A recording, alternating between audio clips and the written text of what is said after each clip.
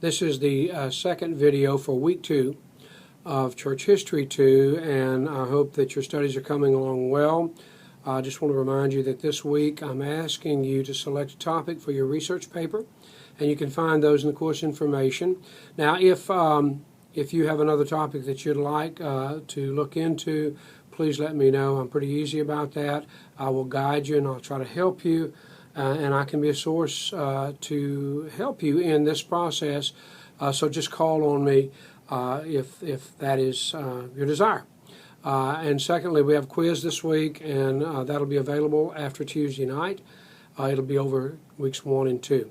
Let's talk for a moment about the Catholic Reformation, or what's called the Catholic Counter-Reformation.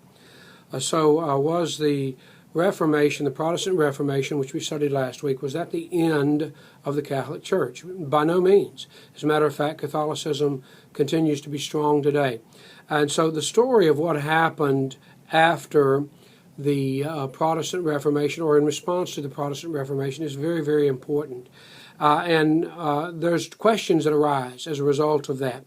Was it correct? Was it right for Luther, particularly, and the others, in addition, to split away from the Catholic Church? And these are all matters of history. They are matters of discussion that are ongoing, the result of which is there are even today endeavors to bring a reunification of the Church, in the sense of reuniting with Rome, reuniting with the Catholic Church. The dialogue that took place about 10, 15 years ago between evangelicals and Catholics, of which Chuck Colson and others were major forces, has brought to bear some major questions, and it has to do with the nature of the gospel and the uniformity of the Christian faith. So I'm going to be very brief in my description of the Catholic Reformation, or the Catholic Counter-Reformation. Of most significance is the role of the Jesuits and the role of the Council of Trent.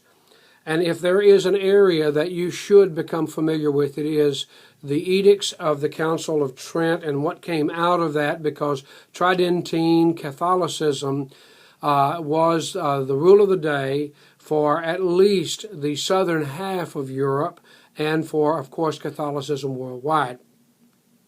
And it has continued so basically up until Vatican II, which took place in the mid-20th century. And the Council of Trent addressed point by point the matters of discussion raised by the Reformers. And so I just commend that to you. One of the greatest leaders in the history of Christianity was Ignatius Loyola, and along with him, his sidekick, his disciple, Francis Xavier. Francis Xavier, if you study out his missionary methods, and of course under him, Matteo Ricci, they did incredible work in the spreading of the gospel throughout Asia, and then of course over in America, the Catholic Church took off. When I say America, I'm talking about the New World, not what is today the United States, but the New World, North and South America, and the rise of what's called colonialism and imperialism, and that was largely driven by the forces of Catholicism as it sought to reach out to the world, and we have the end effects of that even today. So I commend to you the Catholic Counter-Reformation, and as you study that, you'll find it to be fascinating for those of us who are Protestant.